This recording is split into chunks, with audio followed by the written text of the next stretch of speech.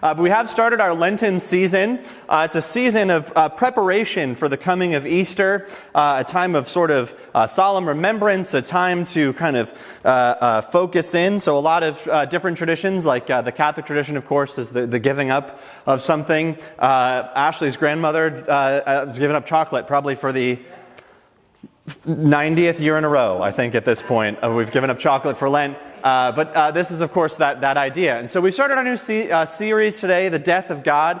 Should be a rather interesting one. We're going to, it'll make sense as we get through it, where we're headed, with today's sermon as well. To set us up, the idea of conversion is a big deal. I used to work in a church, was a part of a big denomination. And one of the things that you get to do at the end of every single year is you get to do a thing called annual reports. And they are as fun as they sound. So you get a giant pack. It used to be papers. It's now digital. And it takes just tons of people, hours and hours of work. And you have to say, here's how many people we averaged. This is how many people attended this sort of thing. This is how many small groups there are. This is how many people are in that. This is how many Bible studies there are. This is how many people did it. This is how many hours we think we spent doing this sort of activity. This is how many baptisms we have. This is how many reaffirmations of baptism we have. This is how many new people joined the church. This is how many people died. This is how many people left.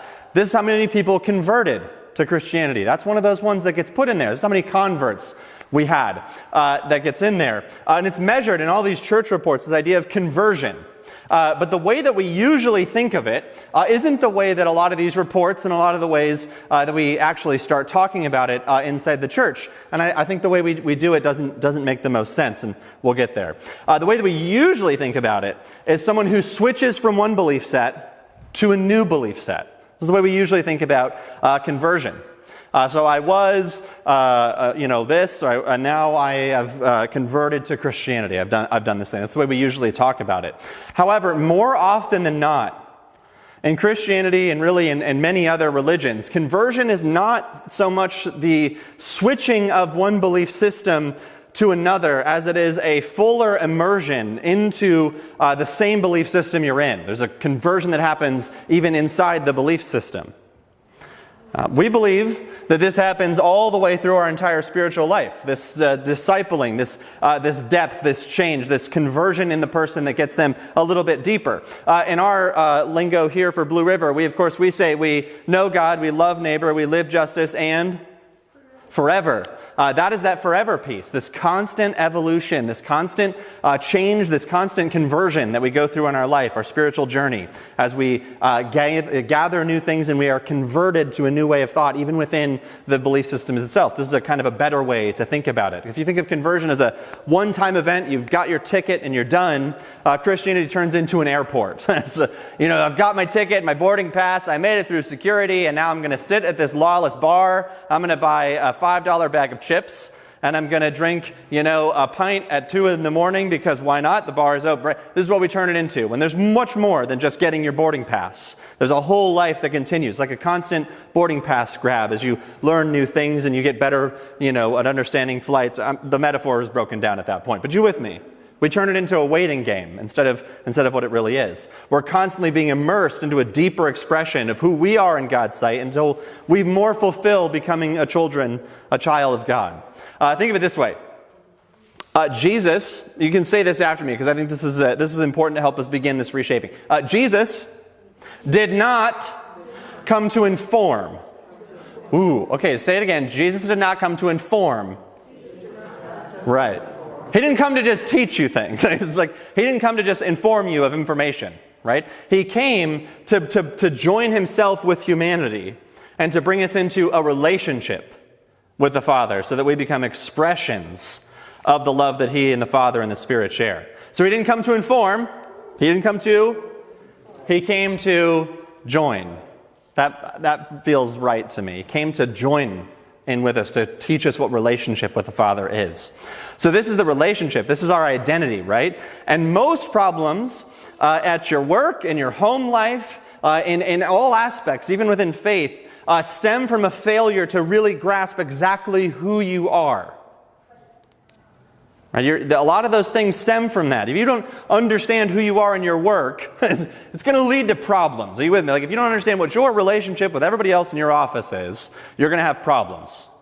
If you don't understand how your relationship works inside the family, you're going to have problems. The same thing happens in faith. If we don't understand our relationship, how it works between us and God, us and humans, and us and ourselves, it leads to all these problems, this grasp. Your potential becomes muted until you know who you are and for what reason you were created. Okay, you don't invent yourself. You can't really know who you are until you go all the way back to understand the one that created you. And when you know who God is, when you know God as He is, and you know yourself as you are, you're starting to shift a little bit, and that's this conversion, that's this change. This process involves so many conversions as you continue to understand more of who you are, who God is, and this keeps shifting you and your understanding of things. And it begins with our image of God. It begins right there. So just for a fun game, we don't have to share it out loud. I want everyone to just do this in your head. And if we want to hear some ideas, I'll tell you what I always picture. And then we can go from there if anyone has any idea. I want you to just close your eyes and picture your image of God. So it could be a picture. Maybe for some of you it's like words you associate with right away. Those sorts of things. What is your image, your picture, your image of God that you have in your head? And while you're thinking of it, I'll tell you mine. I'm a huge fan of The Simpsons. Really great show, actually. The first 4 or 5 seasons, Matt Groening just absolutely just hit it out of the park. Several of the episodes are parables from the scripture story that he reanimates and retells in the Simpsons universe. Bart versus Thanksgiving is the parable of the prodigal son, retold into 20 minutes. It's actually gorgeously beautiful. In that, though, I don't know if you know this, they all have 4 fingers. Did you know that? All the Simpsons have 4 fingers like this. Only 2 people in the Simpsons universe have 5 fingers. Jesus and God. They're the only 2 with 5. So whenever 5 fingers shows up, so my picture of God, my image I just think of right away, is how Matt Groening has drawn God. As a beard hanging down where you can't see his face, in a robe, and a 5-fingered monster. You know, like they're like, you have 5 fingers. That's kind of weird. But that's what I picture: the long, animated Simpson-style beard with 5 fingers. That's my image I get every once in a while. But I also have my words that I associate with my understanding of who God is. When did you first get your idea of who God was? Like, when did you first start to piece this together? My girls, I have almost a 5-year-old, I can't believe it, and I have a year-and-a-half-old named Ryan. And while they're really small, I want to teach them everything I can of my understanding about who God is, right? And so I start thinking of my words I would use to describe, and I give God adjectives. And He's like this, you know, that's that, but He's not like that, you know. And before you get in really, really deep, kids start coming up with images of their own. Like Charlie can describe what she thinks God is like.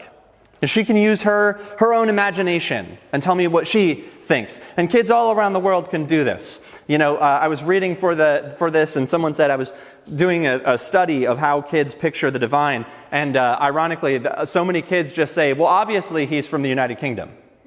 Because they're in the UK, right? Or if they're Irish, it's Irish, right?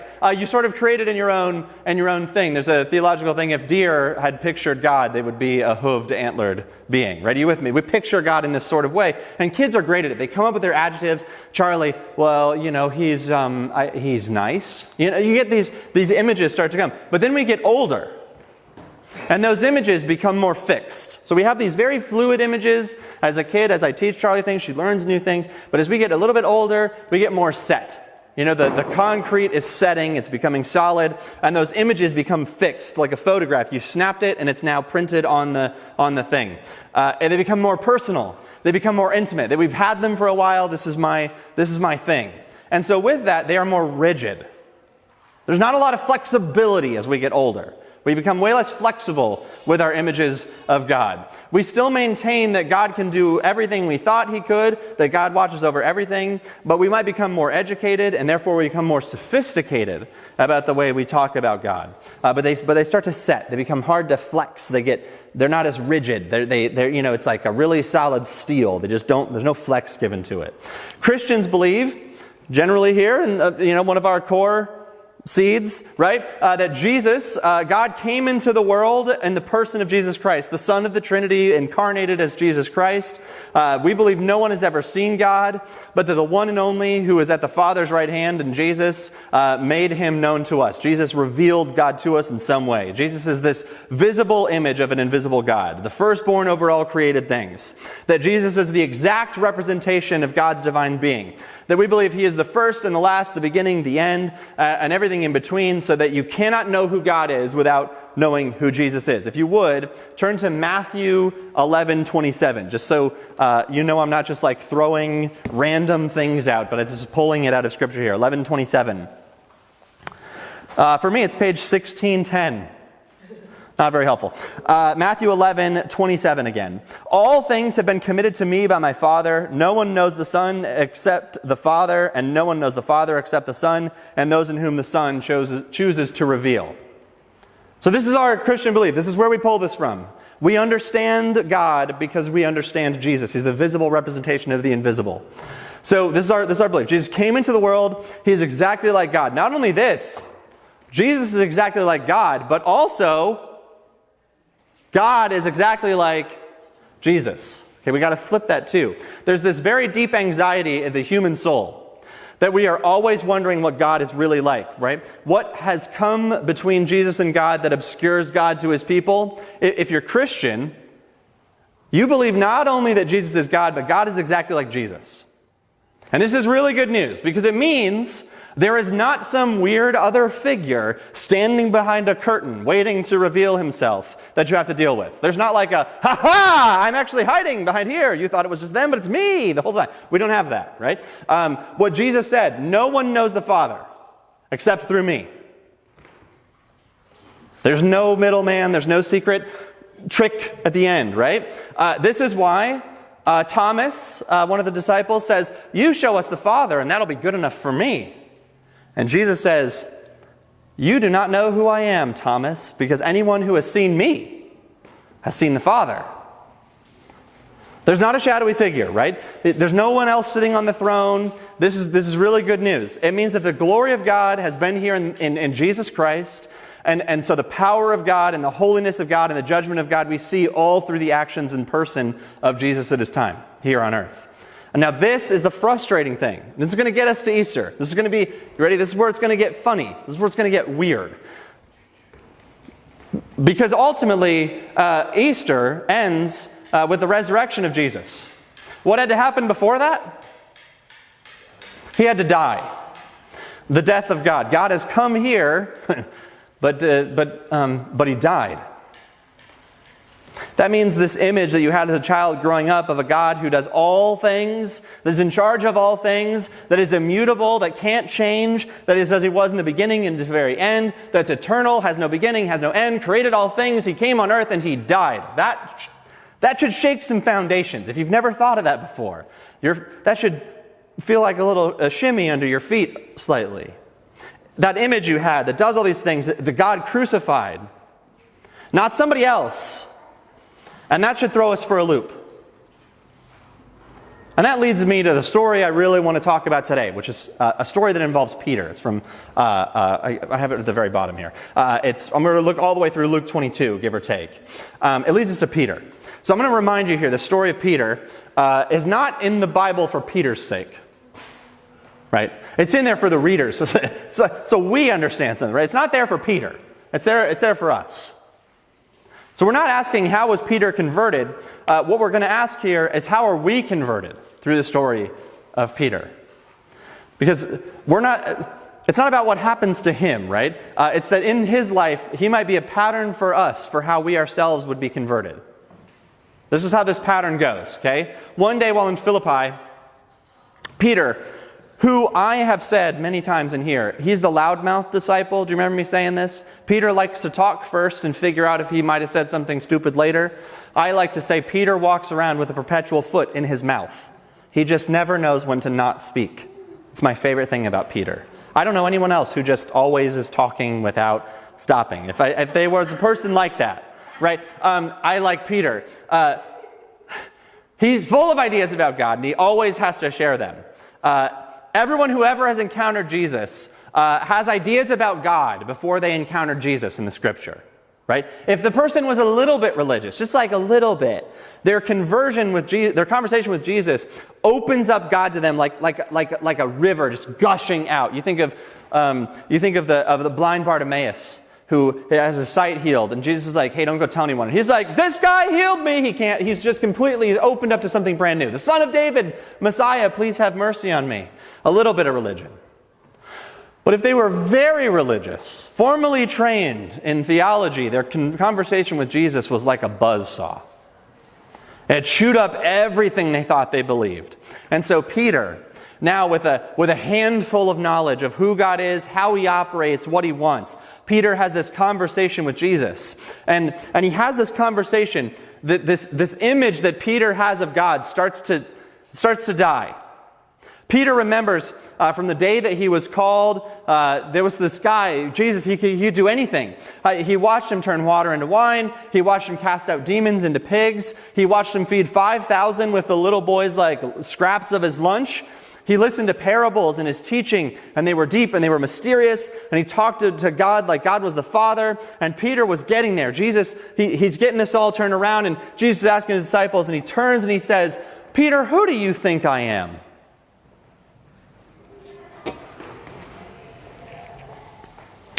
Speaking better than Peter really knew. He knew, but he didn't really know how much he knew. Peter said, "You're the Christ, the anointed one, aren't you?" But Jesus keeps talking. The Son of the living God must suffer many things. He will be rejected by the very people who are supposed to confirm him. He must be crucified, and on the third day he will rise again. Can you see what's about to happen to Peter here? Peter has this idea of exactly who the Messiah, who God is. And then Jesus starts talking. And the more he talks, Peter's questions probably get a little bit bigger. And now there's not enough answers left in Peter's mind to cover all the questions he's starting to have about this Jesus guy who says he's God, but now he's saying he's going to go be crucified, and he has it all then until Jesus starts talking, and now he can't make sense of it until he pushes back. Jesus says all this, and Peter responds, says, No, that's never going to happen to you. And Jesus steps into the conversation again, and he says, "Get behind me, Satan." I mean, I thought I was the defender. You're telling me I don't understand. I'm on the wrong side of my own religion. Get behind me, Satan. This is what you tell me? You don't have the mind of the things of God, but the things of man. Jesus literally tells him, you are not minded like God. You have a soul of a human. It's a staggering little statement to Peter. He had it all figured out. Jesus says, I'm going to go die, and Peter's entire image of God is crushed. He falls into a full descent. The God that he knew, the one that he had been piecing together, the understanding of Jesus, his purpose, his mission, I am one with the Father, you've got to understand me, it all starts to die in that exact moment. There's a death that happens right then in Peter's mind. It's a pattern that repeats itself through Peter's life, and it'll repeat all the way through our lives. We start out with this beautiful image of God, and we start to believe it to the infinite degree. We're like, I've got this whole thing figured out. There is nothing out there that is going to throw me for a loop. I understand it completely. That's how it works, right? And then before you know it, something happens. Something that undermines your belief system. And you start this descent. I knew God until he started talking. Now I have a lot of questions. It's a time of drought, right? You call out to God to fix it, right? But maybe it doesn't feel like it ever came. You decided the God who allows that kind of thing isn't God after all. The God who would break this foundation I have held can't possibly be who I thought he was. And then you start to lose your footing, and there's this death of the God in your life, this death of your religion. Sometimes it can feel like a long period of silence, but something really good will begin to happen. Somewhere down on this descent, when you're just like falling endlessly, somewhere down there God finds you. And he surrounds you with the right people, the careful and thoughtful minds, And you go into this full descent believing 100 things about God. And at the very bottom, you've got 2 left. But those 2 can now be the pillar you build the rest of your faith on. While God might seem smaller than he was before, he is way more powerful and way more personable and closer to the truth of who he is. This is what Jesus meant when he prayed. John 17:3. For me, 1838 is the page number.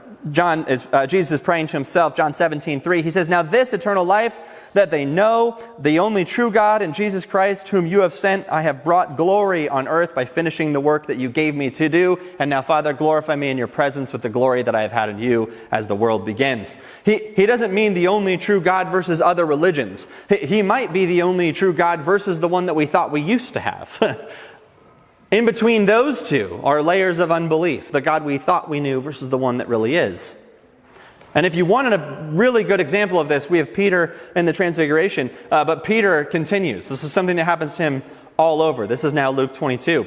Peter, on the night that Jesus is going to be betrayed, they're of course sitting at a table in the upper room. Now, our picture of the upper room is, this like attic space with like beautiful windows and whatever. But in actuality, it's probably an open air rooftop. So they're sitting out in an open-air rooftop, enjoying this dinner, their Seder meal as the Passover comes close, and they're going to do the Eucharist, right? He's going to do the body and the bread and all those things.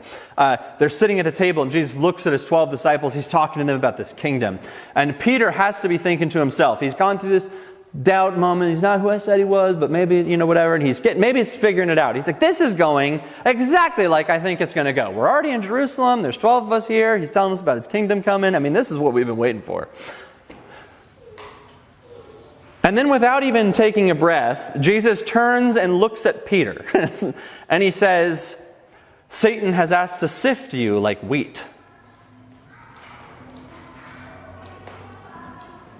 Peter's still not getting it, and Jesus can sense it just a little bit. He said, "Satan's asked to sift you like wheat." That would make me nervous if Jesus turned to me and said, "Satan's looking to sift you like wheat." Peter obviously was nervous too, and Jesus says, "Don't relax, right? I've prayed for you that your faith will not fail. And when you have turned back, strengthen your brothers." Jesus can see in that moment the death of God in Peter. Hey, you're still not getting it. Boom, another crush. So the soldiers come in the garden to arrest him, and Peter pulls out his sword and cuts the soldier's ear off. And Jesus bends down, he picks it up off the ground, and he reattaches it to the man's face. And Peter steps back, looks at this, says absolutely nothing. They tie Jesus up and lead him away, and Peter darts off. It's still a little bit of a Jesus death, a God death for him. He doesn't get it. Even in a moment, he doesn't get Jesus so much, he tries to behead the high priest that's out with him. I've said this before. When you swing a sword and you nick someone's ear off, you weren't swinging to knock their ear off. Right? That wasn't what his aim was. He was ready to start the rebellion. They tie up Jesus and lead him away. Luke 22:54. This is right after this happens. Jesus is being questioned, and Peter is outside. He's, of course, as you read earlier in our little poem, that he is going to deny Jesus here many times. Luke 22:54. I want you to hear this very clearly. I forget how long the chapters in Luke are. "Then seizing him, they led him away and took him into the house of the high priest, and Peter followed at a distance. There was and when there, they had some kindled fire in the middle of the courtyard, and they sat together, and Peter sat down with them. And a servant girl saw him seated there in the firelight. She looked closely at him, and she said, 'This man was with him.' But Peter denied it, and he said, 'Woman, I don't know him.'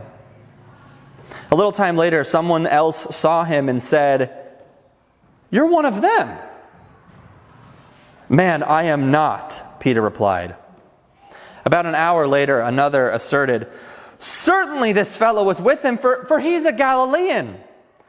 And Peter replied, 'I don't know what you're talking about.'" Now this is the little detail Luke gives us, no one else does. I don't know if anyone's ever caught this. "Just as he was speaking, the rooster crows," right here, "and the Lord turned and looked straight at Peter."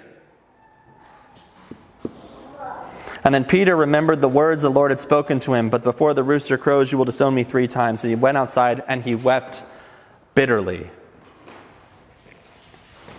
Do you see it? We were once tight, you and me, Jesus. And you went ahead and you did this. And he retreats to the fire and they ask him if they know him. Peter says, I swear to you, I don't know the man. And I don't think Peter meant, I've never met him. It's like, I don't think he was like, I've never met that man before. I think what Peter means is, this is not the man that I knew. That one's dead. This is not who I decided to follow. I was following a Messiah, the anointed one, the bringer of the freedom of the Jewish people from their occupation. And what showed up, what I saw in the garden, who broke bread with me earlier, the one that I showed up, he's a whipped slave. And Jesus, of course, Luke tells us, he turns to look at Peter in that moment.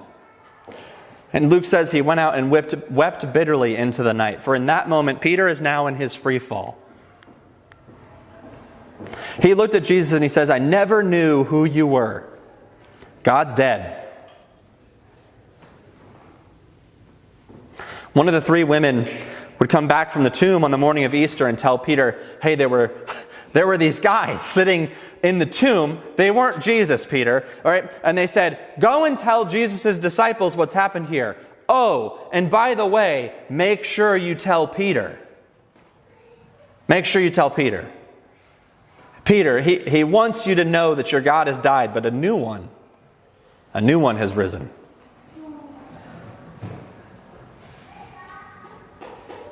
This is the word to some people this morning, because I'm not the only person who has ever been trapped in a descent. I think some of us probably have friends, neighbors, family members, children that you feel are trapped in a descent. I thought I knew who God was, and it's dead to me, and they're in a free fall. And the second they begin that descent, you want to rush in as a good friend, a parent, a sibling, whatever it is. You want to rush in there and push them back up to the top of the hill. You're going to grab them, and by God, my own strength, I am going to rip those people back to the very tip top by my own authority. I have it solved. That is Sisyphus eternally pushing a boulder up a hill to watch it roll back down later. And you retreat to all those cliches. You know them. You know all the cliches. You don't have to, it's going to be good. Maybe you just got to think about it. God has a plan. You know these cliches. We retreat to them all the time. The truth is, there's holes in those arguments. There's holes in those cliches. You won't admit it. And we all play this game. One of the first things they tell you in seminary, when you go in, you do a whole class on pastoral care and counseling, and you do a whole role playing, going in to visit someone in hospice, and how would you talk to the family member who's watching their, I had one of mine. It was a car accident, and I had to go comfort the parents that were watching their child die. They were going to be taken off life support. That was my. Isn't that just what a great day at seminary, right? That was my game. That was my role. And the one thing you learn right away is don't ever give them the cliches. Cliches suck. Because everyone wants to do it. It's so natural. Just be like, God is mysterious. You know what I mean? It's just like, wow. We know it. There's holes in those arguments. We all play the game. Some of us might even be trapped in this descent right now. And you say, I don't even know what it is I could possibly believe anymore. Questions are too big. You want the answer to your questions before you are ready to actually hear them. Can I give you my own pastoral advice, please? You don't have to listen. I'm just a guy, right? You stay in it. I want you to hear me again. It's going to sound crazy, right? You're in a free fall. Stay there. Got it? We're going to get better. You're free falling, asking questions, you can't find answers, you're doubting everything you have. Stay there. Okay? Stay there. Don't retreat to the shallow people and answers. Don't let those be the thing that you think is going to pull you out. Don't find the first thing and be like, that's it, I found the answer, here we go. It's better to stay there for a long time and say, I don't know. but I sure do appreciate the questions. Don't accuse God in your dissent. Here's my other piece of advice. First one, right? If you're free-falling, stay there. This is weird pastoral advice. Everyone would be like, what is he telling you to do? Here's the second one. Don't say anything. Don't say anything. Don't say anything. Don't accuse God in your dissent. You're free-falling. What you say to God is not going to be highly productive. Say nothing. When you use your voice, you take up space for God to talk first. Double down on your commitment. Your temptation in that season, a season of the death of God. I'm saying this like it's just you guys. I've been there. For those of you that were on Wednesday Bible studies, when we talk about this whole thing and we don't know how good, I've been there. I've been there. Double down on your commitment. The temptation in that death season is to head into your own personal Lent, right? Your temptation is going to be to completely withdraw and make yourself God-proof, right? Make him come after you with all the proof in the universe. Give me every answer to everything I've ever had. I'm ready. You just tell me everything and I'm here. The problem with that is there is nothing in this entire world, not even science itself, that you can know fully without committing yourself to it first. You're not going to get the answers unless you're committed to finding them and understanding and listening. You're waiting to commit until there's proof. You've got it backwards. You've got to commit yourself first, and proof will follow. The Jews said to Jesus, "Prove to us that you are the Son of God and we'll believe you." You prove it and we'll believe you. And Jesus said this. He said, if you know me, then you know that I am the Son of God. Last one. Stay in the body. Not like you, right? But in the body. Like this. Stay there. Because you'll get questions no one in the church has answers for. Isn't that the best? No one has answers for them. And it'll make it easy to walk away and think, these people are a bunch of fake loser pantses. They're all fake. They've got no depth. But you stay in a body like a church or a Bible study, and those deep lives of those people, you'll start to sense it and feel it, and this is how the bridges begin to be built. God will find you. And you'll come out maybe only understanding 3 things, but you'll understand and love those more than you ever did the first image you had. The first one has died. The new one lives. Let's pray.